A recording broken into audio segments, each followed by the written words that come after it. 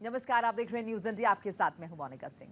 तो healthy India है आज। आपके साथ मैं हूं मोनिका और हर शनिवार रविवार हम लेकर आते हैं आपके लिए ये खास शो, क्योंकि हमें आपकी सेहत का ख्याल।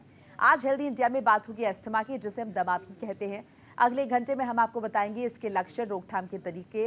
इस पर चर्चा करने के लिए हमारे से डॉक्टर्स का पैनल भी मौजूद रहने वाला है।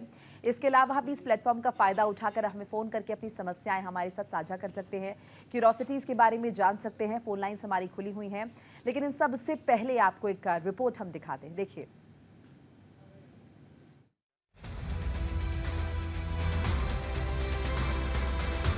अस्थमा एक क्रॉनिक कंडीशन है। यह आपके वायु मार्ग में सूजन और संकुचन पैदा करती है।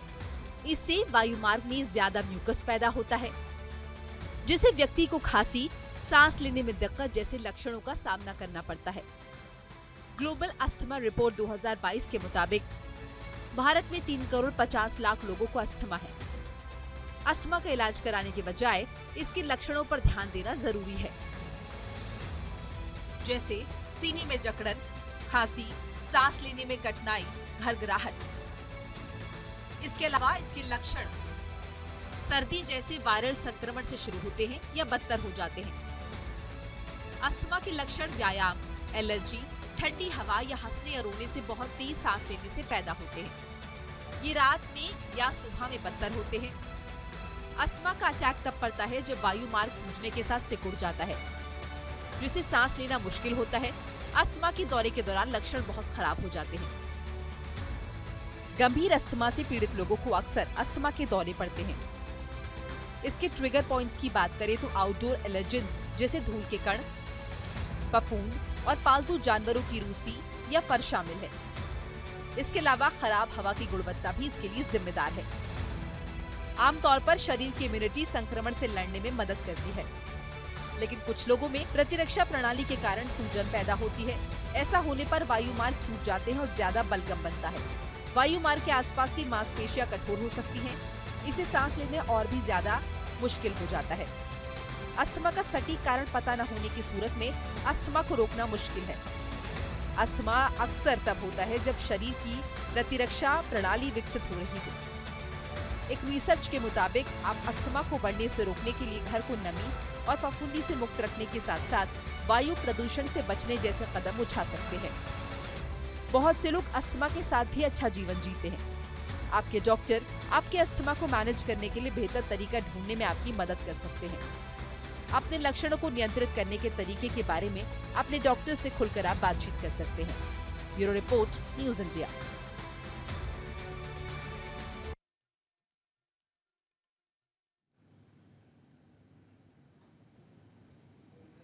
तो रिपोर्ट आपने देख ली है। गेस्ट हमारे साथ जुड़ चुके हैं, डॉक्टर्स का पैनल हमारे साथ मौजूद है। इस बीच एक बार फिर से याद दिला दूं, अगर आप एस्थमेटिक हैं, अस्थमा के मरीज हैं, दिक्कत है आपको या आपके किसी परिजन को, जानने वाले को, दोस्त को, नज़दीकी को, और आप अस्थमा से जुड़े कोई सवाल पूछना चाहते हैं, तो सही मंच है।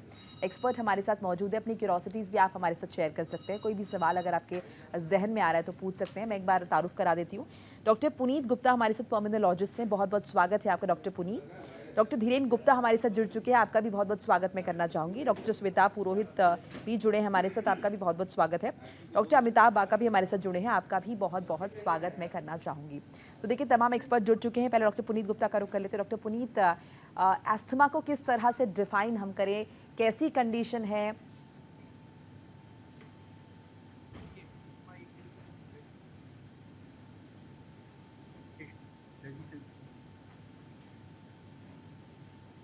डॉक्टर एक बार अपना माइक प्लीज अनम्यूट कर लीजिए, आपकी आवाज नहीं पहुंच रही हम तक।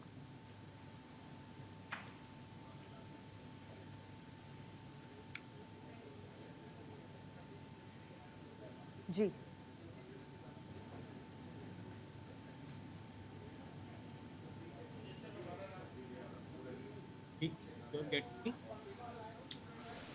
जी, सुन पा रहे हैं आपको, प्लीज कैरी ऑन। एलर्जी के अंदर एलर्जी नहीं होती।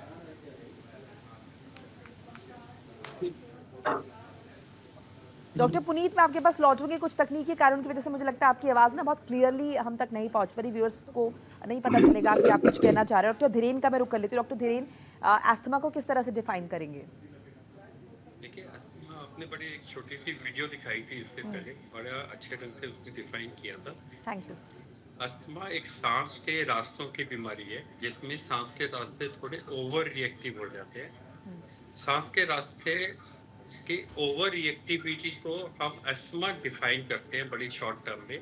इसको अगर हम आम भाषा में बोले तो ब्रोंको कंस्ट्रिक्शन हो जाती है। उसके कारण काफी सारे हो सकते हैं, जैसे अगर आप मान लीजिए किसी चीज से एलर्जी है, जैसे आपने पिछली वीडियो में दिखाया आप डॉग से एलर्जिक हैं, पोलन ग्रेन से एलर्जिक हैं, या आप लाइफस्टाइल डिजीज से भी गुजर रहे हैं, तो काफी सारी चीजें हैं जो इन्फ्लेमेशन इंड्यूस करती हैं।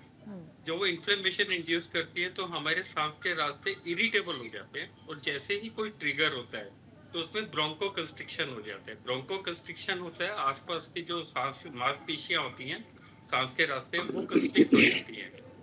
ऐसे में मैक्सिमम पेशेंट जो अस्थमा के होते हैं उनको क्रॉनिक इनहेलर्स की जरूरत पड़ती है जो इन्फ्लेमेशन को कम करते हैं।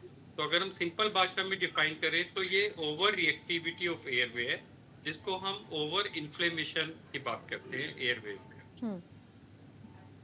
डॉक्टर श्वेता, अब क्या एस्थमा किसी भी एज में हो सकता है या फिर अर्ली एज में ही जो है एस्थमा हम डिस्कवर करते हैं, आइडेंटिफाई करते हैं किसी भी पेशेंट में?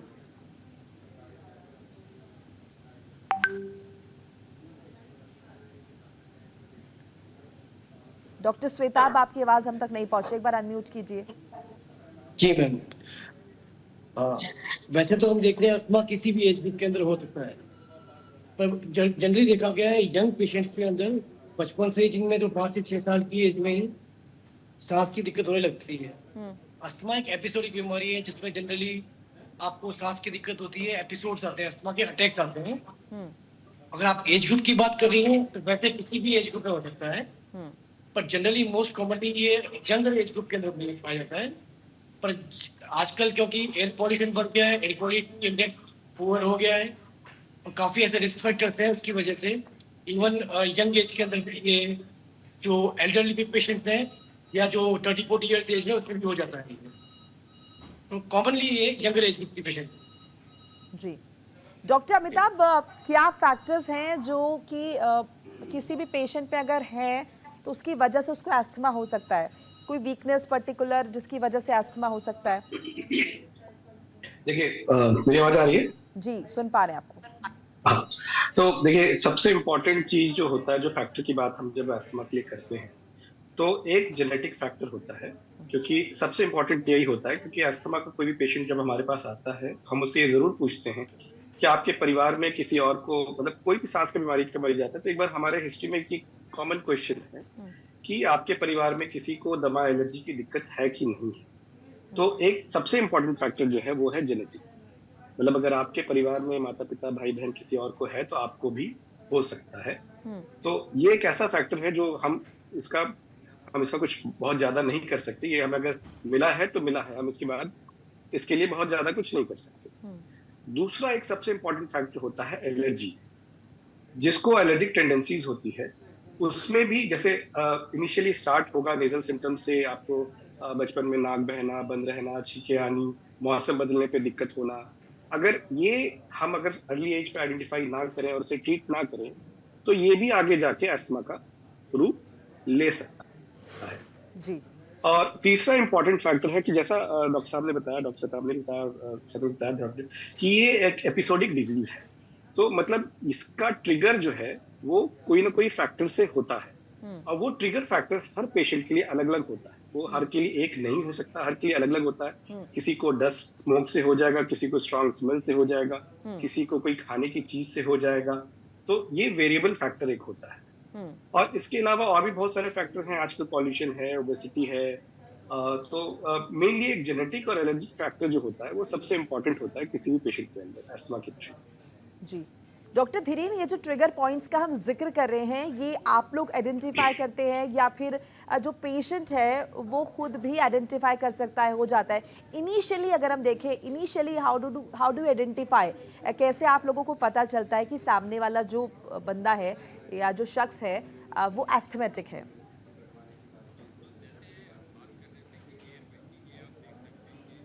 मॉडल है एयरवे का, एंड इसमें कंस्ट्रिक्शन आ जाती है। अब एक तरह से जैसे मैंने डिफाइन किया, इसकी जो सांस का जो ल्यूमेन है वो छोटा हो जाता है, और जैसे डॉक्टर साहब ने पहले भी एक्सप्लेन किया, इसके ट्रिगर्स हम लोग पेशेंट से ही पूछते हैं और पेशेंट डिफाइन करता है।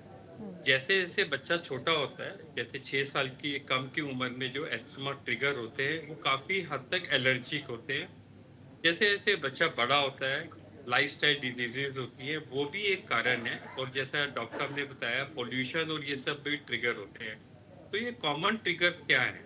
हम स्टार्टिंग की बात करें, एक एलर्जिक मार्च करके एक थ्योरी होती है। जैसे बच्चा पैदा हुआ, अगर मदर प्रेगनेंसी के टाइम एक्सपोज्ड है इससे, पोल्यूशन से, स्मेल से, स्मोक से, इन बच्चों में बहुत हाई चांसेस है एस्थमा डेवलप करने की। तो हमने हिस्ट्री ली, मदर का कैसा एनवायरनमेंट था, मदर कहाँ रहती थी, आसपास का कैसा एनवायरनमेंट था। अगर घर आपका विद इन 100 मीटर किसी हाईवे के आसपास है तो हाई चांसेस हैं ये इस पेशेंट को ट्रिगर मिला होगा, और इसके बेबी को भी टेंडेंसी होगी टाइप 2 एलर्जिक टेंडेंसी। अभी बच्चा पैदा हुआ, इनमें बहुत हाई चांसेस होते हैं जिनमें आगे अस्थमा बनने के चांसेस होते हैं, एलर्जिक अस्थमा। उनकी स्किन बहुत ड्राई होती है, जिसको हम एलर्जिक डर्मेटाइटिस कहते हैं। जैसे बच्चा बड़ा होता है तो इनकी नेजल सिम्टम शुरू होते हैं, जिसको हम एलर्जिक राइनाइटिस कहते हैं। अब ये बच्चा अगले 2 साल रिपीटेडली किसी स्टिमुलस या किसी एलर्जिक कंटेंट से एक्सपोज रहा, तो इसकी एलर्जिक टेंडेंसी बन जाएगी। जैसे ही वो एलर्जिक कंटेंट इसके सामने आएगा तो इसका सांस का रास्ता कंस्ट्रिक्ट हो जाएगा, तो ये 2 साल के आते आते अस्थमा में तब्दील हो जाता है। तो इस जो मार्च को हम कहते हैं, जो बचपन से प्रेगनेंसी के बाद चला है, इसको हम कहते हैं एलर्जिक मार्च। तो एलर्जिक मार्च बड़ा इंपॉर्टेंट कंपोनेंट है पहचानना डॉक्टर के लिए, क्योंकि 20 to 30% ही पेशेंट्स हैं जिनमें एलर्जी कंपोनेंट होता है। जैसे पहले डॉक्टर ने कहा कि जैसे जैसे छोटा बच्चा होगा एलर्जी कंपोनेंट ज्यादा होगा। अब ये बच्चा बड़ा होता है, बहुत लाइकली है ये आउटग्रो कर जाएगा, बट फैमिली कंट्रीब्यूशन मेजर है।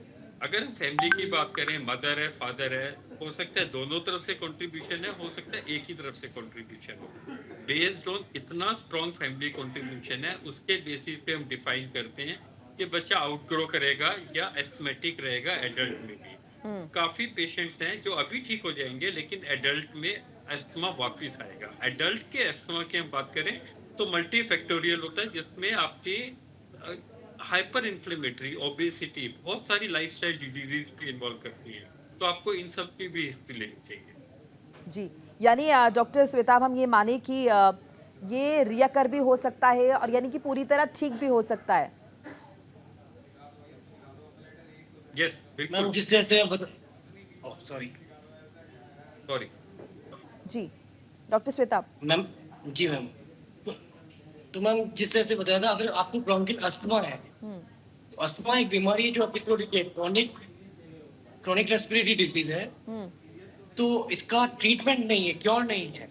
जिस तरह से डायबिटीज होती है, हाइपरटेंशन होता है, एक बार आपको हो गया तो जनरली आपको हमेशा ट्रीटमेंट लेना पड़ता है। तो उसी तरीके से आप उसको सिम्टम्स को कंट्रोल कर सकते हैं। तो अस्थमा, अगर आपको ब्रोंकियल अस्थमा की बीमारी है तो उसका ऐसा क्योर नहीं है, उसको आप प्रिवेंट कर सकते हैं। ये हो सकता है कि आपको बीच 2 सिम्टम्स के बीच में जो सिम्टम फ्री इंटरवल है वो बहुत लंबा हो, लेकिन ऐसा नहीं होता कि अस्थमा ठीक हो जाता है।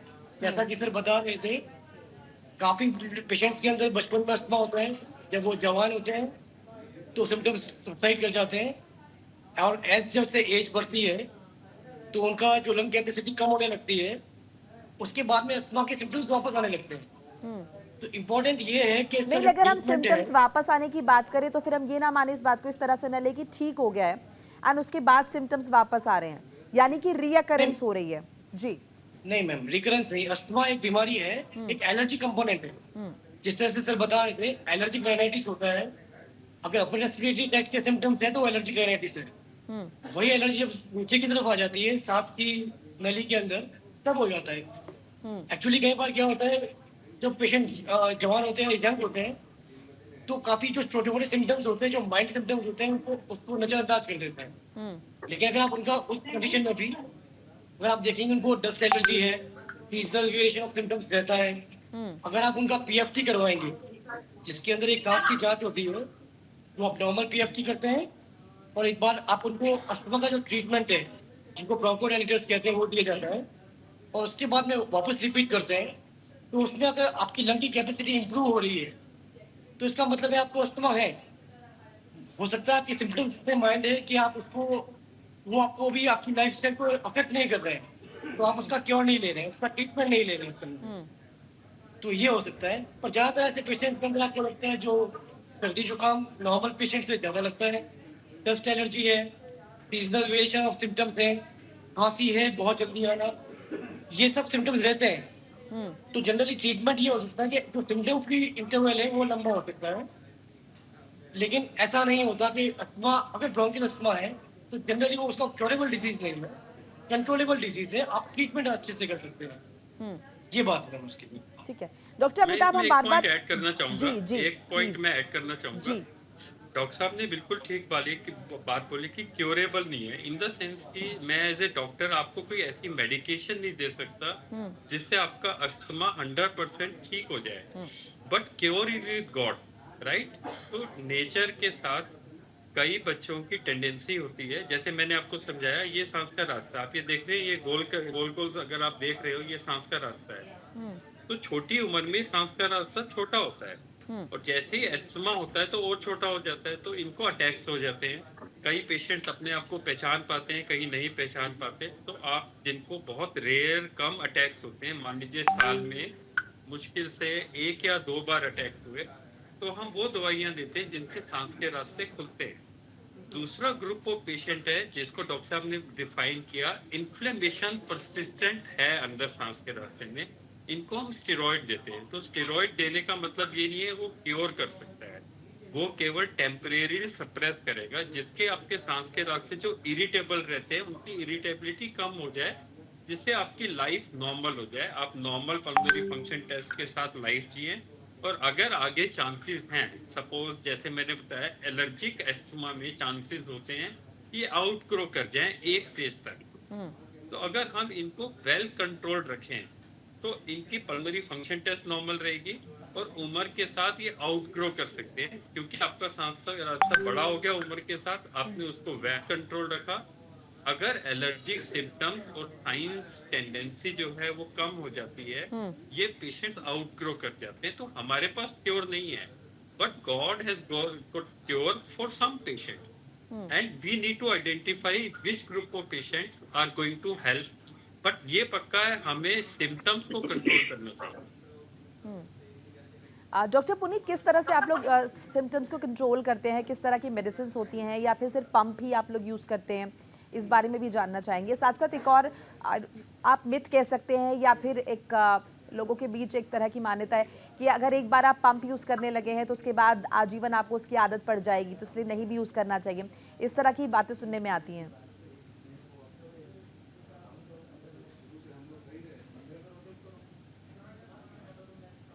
बलगम लोगों को नोज में एलर्जी होती है तो छींके आना, तो उसमें जो हम दवाइयाँ देते हैं बेसिकली डिफेक्टिव की एलर्जी की वजह से ब्रोंकस में स्पाज्म आ गया, तो हमको उसको डायलेट करना है।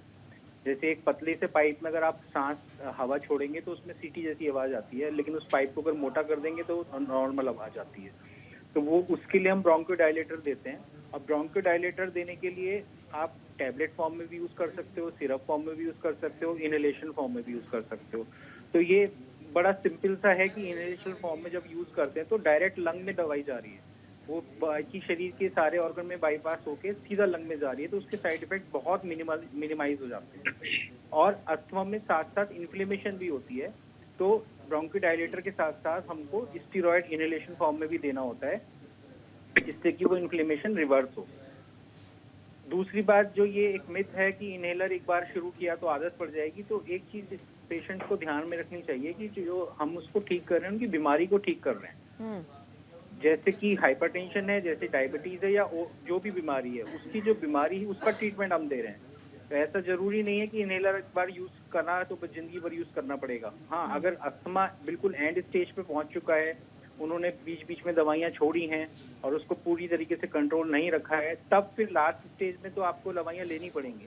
लेकिन आपने शुरू में अस्थमा को कंट्रोल कर लिया preventive treatment and this medicine से, तो धीरे धीरे इनहेलर वगैरह बंद हो जाते हैं और फिर सीजनल वेरिएशन के टाइम पे हमको यूज करने की जरूरत पड़ती है।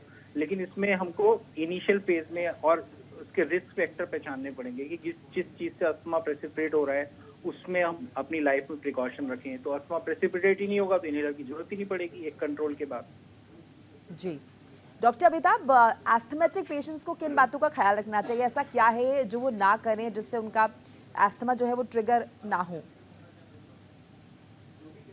देखिए, सबसे इम्पोर्टेंट चीज तो है कि अगर आपको पता है कि आपको अस्थमा है तो आपकी जो दवाइयां हैं या आपके डॉक्टर का जो प्रिस्क्रिप्शन है आप उसको प्रॉपरली फॉलो करें।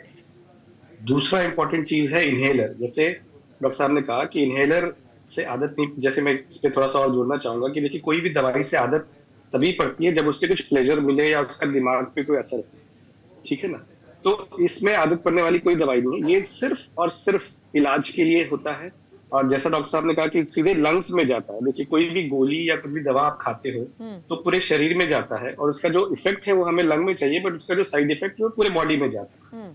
तो हमें सिर्फ लंग्स में इफेक्ट चाहिए। और जो इनहेलर होते हैं वो एक ऐसा डिवाइस है जो सीधे लंग्स में आपको दवाई पहुंचाता है, ठीक है। तो दवाई लंग्स में जाता है और एक तो इमीडिएट एक्ट करता है और वहीं पे खत्म भी हो जाता है। बहुत बहुत बहुत कम मात्रा है, वो भी बहुत एक्सेस डोज पे देने पे आपके शरीर में वो दवाई जाती है शरीर के अंदर, नहीं तो लगभग ना के बराबर ही जाती है। तो उसका साइड इफेक्ट लिटरली कोई नहीं है। तो ये हमें ख्याल रखना है कि जो इनहेलर है वो मेन दवाई है। गोलियां जो है वो सिर्फ आपको एक्स्ट्रा है, पर मेन जो दवाई है वो इनहेलर है। और इनहेलर के साथ एक सबसे बड़ी समस्या ये है कि उसको लेने का एक तरीका होता है। अगर आप उस तरीके से उसको ना लें तो वो बहुत इफेक्टिव नहीं रह जाता है। तो जैसा आपने कहा कि क्या चीज का ख्याल रखना है, तो इसमें सबसे इंपॉर्टेंट चीज जो ख्याल रखना है, एक तो अगर आपको इनहेलर प्रिस्क्राइब है तो आप उसको रेगुलरली लें। दूसरा, उसको सही तरीके से। इसीलिए हम जितने भी पल्मोनोलॉजिस्ट हैं, हम लोग की एक आदत होती है कि जब भी मरीज आता है तो हम उसे कहते हैं कि आप अपना इनहेलर डिवाइस साथ लें, और हम लोग उनको अपने सामने बोलते हैं करने के लिए और देखते हैं कि वो सही तरीके से ले रहे हैं या नहीं ले रहे। और जहां भी सही या कुछ गलत लगता है तो हम लोग उसको बार बार करेक्ट करते हैं और हर बार करेक्ट करते हैं, ठीक है। तो ये सबसे इंपॉर्टेंट चीज है। तीसरा, जैसा हम लोग बार बार कह रहे हैं कि ये एपिसोडिक डिजीज है, इसका एक ट्रिगर फैक्टर होता है, तो वो ट्रिगर फैक्टर हमें आइडेंटिफाई करना चाहिए। अगर वो ट्रिगर फैक्टर, जैसे मान लीजिए एग्जांपल लेते हैं कि मैं संतरा खाता हूँ या केला खाता हूँ तो मेरा आज दिक्कत बढ़ जाती है, तो इसका मतलब मेरे लिए ट्रिगर फैक्टर वो हो सकता है। तो मुझे ये कोशिश करना है कि मैं ये चीजों से दूर रहूं या इन चीजों को मैं अवॉइड करूं। चौथा, बचाव के लिए बहुत इंपॉर्टेंट चीज है वैक्सीनेशन, एडल्ट वैक्सीनेशन। इसमें सबसे इंपॉर्टेंट है फ्लू का वैक्सीन, जो हमें साल में एक बार लेना होता है। वो हमको हर मरीज को वो जरूर से जरूर लेना चाहिए। जी डॉक्टर धीरेन, ट्रिगर होने का क्या मायने माने? ट्रिगर होने से मतलब ये कि अचानक से आपको ब्रेथलेसनेस होने लगेगी, सांस आपकी बहुत ज़्यादा फूलने लगेगी। क्या सिनारियो होता है वो जिसमें हम ये माने कि अचानक से ट्रिगर हो गया हमारा अस्थमा? देखो, जैसे सबने डिस्क्राइब किया, एक साइकोसोमेटिक डिजीज है ये। तो इसमें ट्रिगर क्या होता है? साइकोलॉजिकल ट्रिगर हो सकता है। साइकोलॉजिकल ट्रिगर जैसे आप रात को लेट सो रहे हैं तो आपको स्ट्रेस हो गया, किसी स्ट्रेस को आप कंट्रोल नहीं कर पा रहे, राइट, किसी नेगेटिव इमोशंस को आप कंट्रोल नहीं कर पा रहे, ये भी ट्रिगर हो सकता है। काफी बच्चे होते हैं जो हंसते हंसते खांसने लगते हैं, लाइक एक्सेसिव क्राइंग उनको कॉफ इंड्यूस कर देती है, तो ये भी एक तरह का ट्रिगर होता है। सेकंड ट्रिगर होता है जो इन ट्रिगर्स को एग्जेजरेट करता है, जैसे ओबेसिटी हो गई, डायबिटीज हो गई, हाइपरटेंशन। इन सब को आप कंट्रोल नहीं करेंगे तो आपके जो ट्रिगर्स हैं वो ज्यादा परेशान करेंगे, आपके अस्थमा के एपिसोड्स को ज्यादा होंगे। अब हम फिजिकल ट्रिगर्स की बात करते हैं। जैसे आपको मैंने बताया 20-30% एलर्जिक अस्थमा होता है, जो यूजुअली एलर्जिक मार्च को फॉलो करता है। बच्चों में एलर्जिक अस्थमा ज्यादा होता है एज कम्पेयर टू जैसे जैसे एज गुजरती है, स्पेशली 40 ईयर्स के बाद एलर्जी कंपोनेंट कम हो जाता है। तो एलर्जी कंपोनेंट, जैसे डॉक्टर अमिताभ ने बताया, मान लीजिए मैं वीड से या पोलन से एलर्जिक हूँ, तो मैं किसी पर्टिकुलर सीजन में, अभी मार्च आने वाला है, आपको मालूम पड़ेगा हम पार्क जा रहे हैं, बाहर घूमने जा रहे हैं, ऑल ऑफ सडन अस्थमा का एपिसोड हो गया, तो हमें मालूम होना चाहिए हम किस पोलन से एलर्जिक हैं और किस टाइम किस एरिया में ये पोलन्स आपको मिल सकते हैं। वो आपको उस समय आप मास्क लगा के जा सकते हैं। तो इस टाइप से आप बेनिफिट ले सकते हैं अगर आपको अपने ट्रिगर्स मालूम है। हर पेशेंट को ट्रिगर मालूम होता है किस चीज से उसका ट्रिगर होता है, क्योंकि अस्थमा उसी ने जिया होता है। हर पेशेंट अलग होता है। एक मैं यहाँ पे बात करना चाहूंगा जी फूड डॉक्टर एलर्जीज डॉक्टर बहुत रेयर होती जी, हैं डॉक्टर जो धीरेन, मैं एलर्जिक आपके पास एस्थमा लौट को रही हूँ, ट्रिगर एक छोटा करती सा हैं। ब्रेक लेना होगा, मैं आप ही के पास लौट रही हूँ, एक ब्रेक का वक्त हो गया है, फौरन हाजिर हो रहे हैं, आप देखते रहिए हेल्दी इंडिया, अस्थमा पर चर्चा करें। डॉक्टर धीरेन लौट रही हूँ मैं, एक छोटा सा ब्रेक। बीच एक बार फिर से रुक कर लेते हैं हेल्दी इंडिया का, चर्चा हम कर रहे हैं अस्थमा के बारे में। अगर आप भी अस्थमा से परेशान हैं तो ये जानकारी आपके लिए। हमारे साथ तमाम एक्सपर्ट बने हुए, डॉक्टर धीरेन का मैं रुक कर लूंगी। डॉक्टर धीरेन, पहले तो अपनी बात प्लीज आप पूरी कर लीजिए, आपकी बात बीच में अधूरी रह गई थी। एक कॉमन एक्सपीरियंस होता है पेशेंट का, सर मैंने आज बनाना केला खाया और मेरे को बाय हो गई, खांसी शुरू हो गई। दूसरी प्रॉब्लम होती है चावल के साथ, तीसरी दही। ये 3 चीजें ऐसी हैं जो लोगों को देता है कि इससे अस्थमा ट्रिगर हो जाता है। ऐसा बिल्कुल नहीं है। और एक बड़ा मिसगाइडेड, इनफैक्ट डॉक्टर्स हम लोग भी मिसगाइडेड थे। जब मैं एलर्जी करनी शुरू करी तो शायद मेरे अंदर भी भ्रांति थी कि फूड एलर्जी का अस्थमा से रिलेशन है। अगर हम 1000 तरह के फूड देखें तो 1 या 2 फूड्स हैं जिनका लिंक है।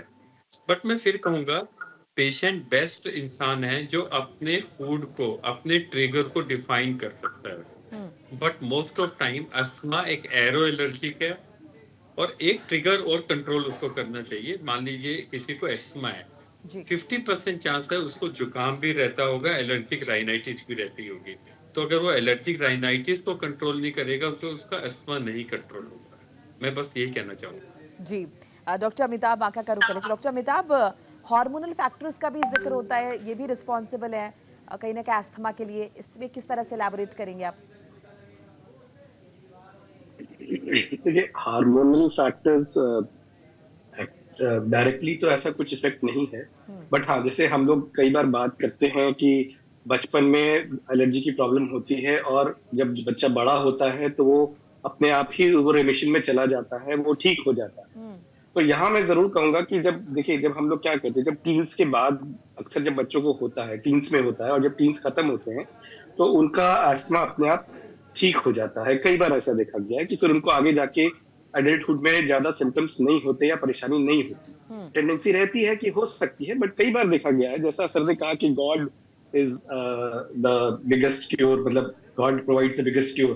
तो ये एक्चुअली जो हम कह रहे हैं कि जो अपने आप ठीक हो जाता है, वो हम लोग का मानना है कि कहीं ना कहीं वहाँ हार्मोनल चेंजेस होते हैं उस एज ग्रुप में बच्चों के अंदर, जो प्रोबेबली उनके जो एस्थमा का मैकेनिज्म है उसको कंट्रोल कर लेता है और उसको ठीक कर लेता है। ये बहुत क्लियर नहीं है, बट एक जो हम लोग का सोच है कि प्रोबेबली एक ऐसा फैक्टर है जो हम लोग बहुत ज्यादा इसके बारे में नहीं जानते, बट ये एक बच्चों के अंदर जो ठीक होता है वो प्रोबेबली उसी की वजह से।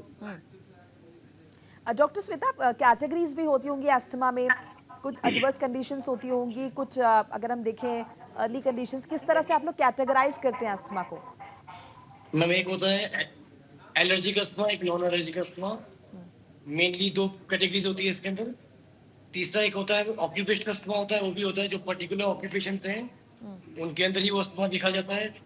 मान लीजिए कोई पर्टिकुलर पेशेंट को, कुछ ऐसे पेशेंट में देखा गया है कि जो वीकडेज के ऊपर उनको सिम्टम्स ज्यादा होते हैं, जो हॉलीडेज है या वीकेंड्स है, मान लीजिए संडे है जिस दिन उनको वो एक्सपोजर नहीं हो रहा है, उस दिन उनको अस्थमा के सिम्टम्स नहीं होते हैं या इम्प्रूव हो जाता है।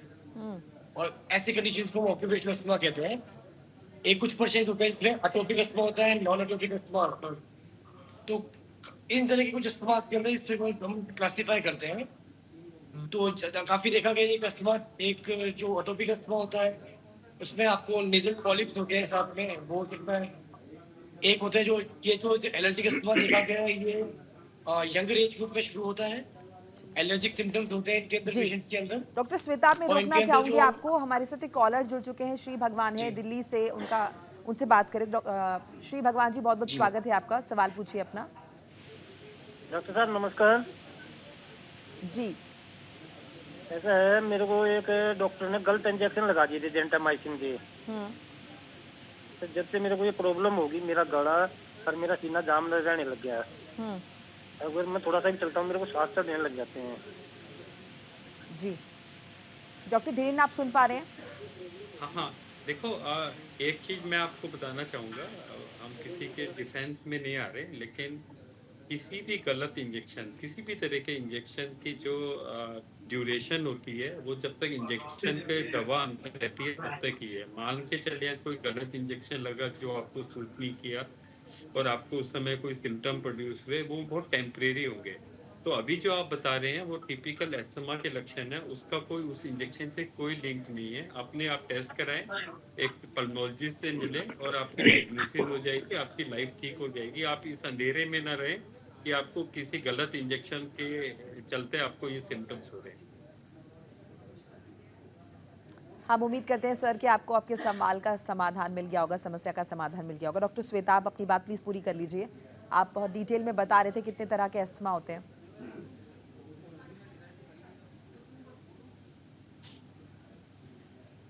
डॉक्टर श्वेता, आप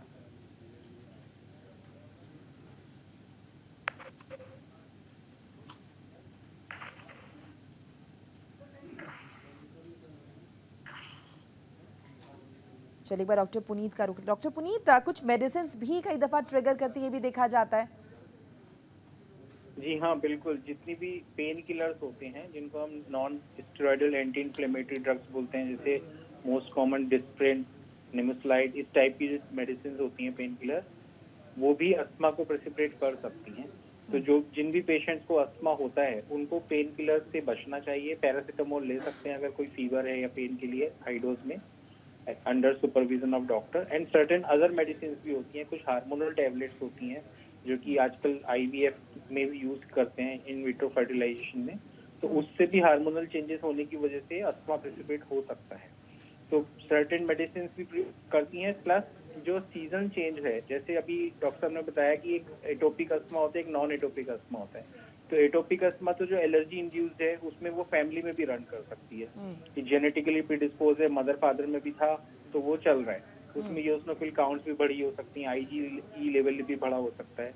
लेकिन नॉन एटोपिक अस्थमा क्या होता है कि जो पेशेंट बिल्कुल ठीक है बट उनमें थोड़ा सा सेंसिटिवनेस है जीन्स में, और वो ऐसे एनवायरनमेंट में रह रहे हैं कॉन्स्टेंटली जिसकी वजह से उनको अस्थमा एडल्टहुड में डेवलप हो रहा है। फॉर एग्जाम्पल, कोई अगर किसी का ऑफिस प्लेस या वर्क प्लेस बेसमेंट की तरफ है जहाँ पे जब मोस्ट ऑफ द टाइम सीलन रहती है, एयर सर्कुलेशन पुअर है, या कोई किसी ऐसी फैक्ट्री में काम करता है जहाँ स्मेल, स्ट्रॉन्ग स्मेल का काफी ज्यादा एक्सपोजर रहता है, या डस्ट एक्सपोजर, जैसे कालीन इंडस्ट्री होती है, या कुछ फार्मर्स में जैसे शुगर केन फैक्ट्री के आसपास के जो लोग रहते हैं, तो उसमें एक्वायर्ड नॉन एटोपिक अस्थमा भी प्रेसिपिटेट हो सकता है। और दूसरा होता है एक एक्सरसाइज इंड्यूस अस्थमा, कि अगर कोई पेशेंट बिल्कुल ठीक है, उनको कोई प्रॉब्लम नहीं हो रही, बट जब भी वो एक्सरसाइज करते हैं तो उनका अस्थमा प्रेसिपिटेट हो जाता है। इसी तरीके से एक इमोशनल अस्थमा भी कहते हैं, एक आजकल जो क्लासिफिकेशन में अकॉर्डिंग टू सिम्टम्स भी करते हैं। तो अगर कोई पेशेंट एक्सेसिव ग्रीफ में है या फिर एक्सेसिव लाफिंग भी हो रही है, तो ऐसे टाइम पे भी अस्थमा प्रेसिपिटेट हो सकता है। तो हमको अपने फैक्टर्स आइडेंटिफाई करने चाहिए फूड में, एयर एक्सपोजर में, कि एरो एलर्जन कौन से हैं, और जो अपने इमोशनल सर्कमस्टांसेस हैं, और बाकी अदर डिजीज, जैसे किसी पेशेंट को गला खराब हुआ, फॉर एग्जांपल कॉमन कोल्ड हुआ, और वो अस्थमा का प्रेडिस्पोज्ड है ऑलरेडी, तो उनका जो इन्फेक्शन, वायरल इन्फेक्शन थ्रोट से लंग्स की तरफ जाएगा, और निमोनिया की तरफ अगर वो डेवलप हो रहा है तो भी उनमें अस्थमा अटैक प्रेसिपिटेट हो सकता है। तो इसलिए हमको अपने फैक्टर्स आइडेंटिफाई करने पड़ेंगे और उससे बचें, साथ साथ अपना ट्रीटमेंट फॉलो करें। जी डॉक्टर, जैसे भी आपने जिक्र किया एक्सरसाइज करने की वजह से भी ट्रिगर होता है, तो एक्सरसाइज करना इज लाइक वेरी कंपलसरी। तो ऐसी सिचुएशन में, ऐसी कंडीशन में क्या करे कोई भी इंसान जिसका ट्रिगर एक्सरसाइज से होता है? इम्पोर्टेंट क्वेश्चन है जी, कि हमारे जितने भी अस्थमा पेशेंट हैं, हम उनकी लाइफ रेस्ट्रिक्ट नहीं करने वाले हैं। हम उनको नॉर्मल एक्सरसाइज के लिए एडवाइस करते हैं, बट उनको डायग्नोज करके कि अस्थमा आपका इतनी ग्रेडिंग का है और आपको ये मेडिसिन चलनी चाहिए, जो इनहेलर्स वगैरह हम प्रिस्क्राइब करते हैं, और उनको हम ये बताते हैं कि जैसे मॉर्निंग और नाइट के इनहेलर जो ट्वाइस डेली डोज ले रहे हैं, तो वो एक्सरसाइज से 10-15 मिनट पहले अपना शेड्यूल रखें। और अस्थमा अगर कंट्रोल आपका चल रहा है तो आपके कोई लिमिटेशन ऑफ एक्सरसाइज की जरूरत नहीं है। लेकिन अगर आप इनहेलर नहीं ले रहे हो, इरेगुलर ट्रीटमेंट कर रहे हो, और फिर एक्सरसाइज से जा रहे हैं, तो जैसे जैसे आपका ब्रीथ साइकिल बढ़ेगा, रेस्पिरेटरी रेट बढ़ेगा, तो अस्थमा अटैक प्रेसिपिटेट हो सकता है। और जिन लोगों को अस्थमा की प्रॉब्लम है, तो वो ऐसे जिम को ना यूज करें जिसमें AC लगा होता है, उसमें नेचुरल एयर सर्कुलेशन होना चाहिए। क्योंकि कोल्ड एयर भी अस्थमा को बहुत प्रेसिपिटेट करती है। जैसे विंटर्स के अंदर आप बिल्कुल ठंडी हवा चल रही है, उस वक्त आप बाहर वॉक कर रहे हैं, रनिंग कर रहे हैं, तो उस ठंड के एक्सपोजर से भी अस्थमा का अटैक प्रेसिपिटेट हो सकता है।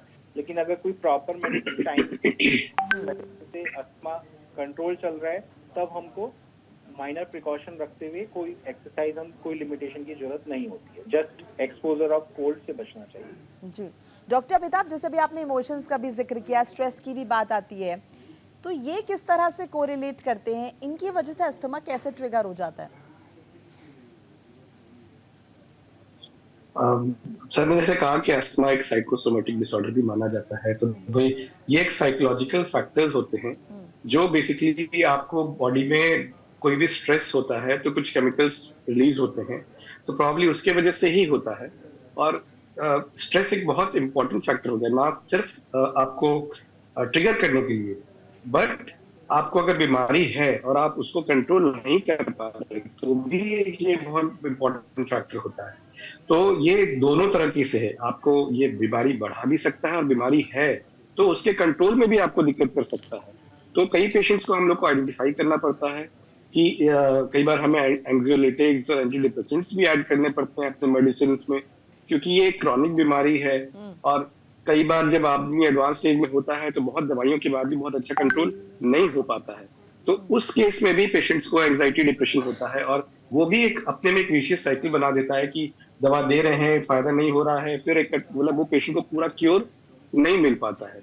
तो उस केस में भी हम लोग को एक ये चीज आइडेंटिफाई करना पड़ता है और उसको उसके लिए भी हेल्प देनी पड़ती है हम लोग को। जी डॉक्टर श्वेताब, आपने ऑक्यूपेशनल अस्थमा का भी जिक्र किया था, सो ऑक्यूपेशनल अस्थमा की सूरत में इंसान क्या करे? अगर किसी का ऑक्यूपेशन कुछ है और वहाँ वो काम करने जाता है और वो ट्रिगर पॉइंट भी है, सो ऐसे लोगों के लिए आप क्या एडवाइस करते हैं?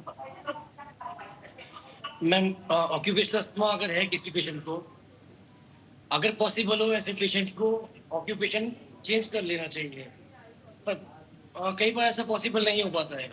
ऐसी सूरत में ये है कि आप जितनी प्रोटेक्टिव इक्विपमेंट्स हैं आपको ये ध्यान रखना चाहिए, जैसे आप अगर उनका यूज प्रॉपर्ली किया जाए, मास्क है उसको यूज किया जाए, ये पर्सनल प्रोटेक्टिव इक्विपमेंट्स होते हैं उनका यूज किया जाए, और जितना हो सके आप अपने ऑक्यूपेशन में अगर जब आपको जरूरत नहीं हो, जब आपको जिस पता है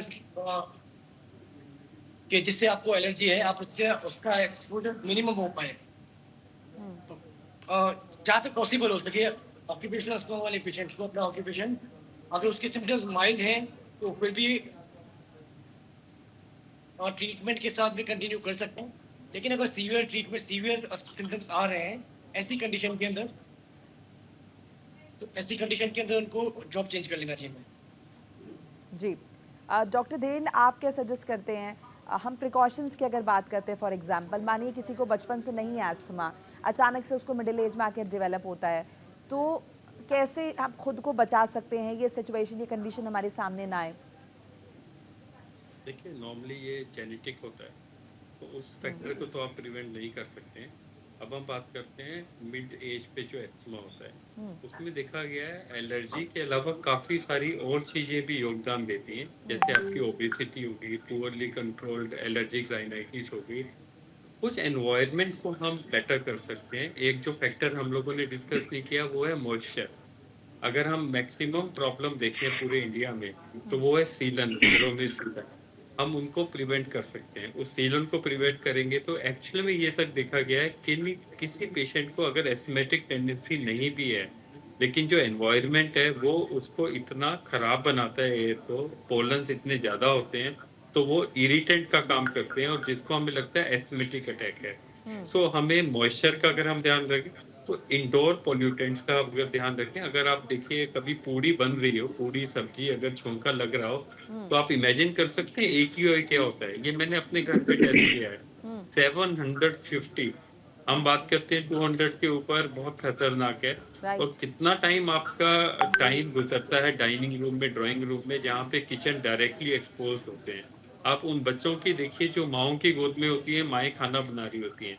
तो ये छोटी छोटी पार्ट है लेकिन ये बहुत मेजर रोल अदा करती हैं। अगर हम इनको प्रिवेंट कर लें, लाइफस्टाइल डिजीज को प्रिवेंट कर ले, ओबेसिटी को प्रिवेंट कर ले, स्ट्रेस बड़ा मुश्किल है, अपनी स्लीप साइकिल ठीक कर ले, तो मेरा ऐसा मानना है एस्थमा जो साइकोसोमेटिक है थोड़ा प्रिवेंटिव डिजीज भी है। तो कहीं ना कहीं बहुत सारे मेजर्स हैं जिनका ख्याल रखना जरूरी है। आप सभी का बहुत बहुत शुक्रिया हमारे साथ जुड़ने के लिए, अपनी कीमती राय हमारे दर्शकों के साथ साझा करने के लिए। और इसी के साथ हेल्दी इंडिया में आज के लिए बस इतना ही। फिर मुलाकात होगी अगले शनिवार एक नई समस्या के साथ, निश्चित तौर पर समाधान भी लाएंगे। तब तक के लिए दीजिए इजाजत। आप देखते रहिए न्यूज़ इंडिया।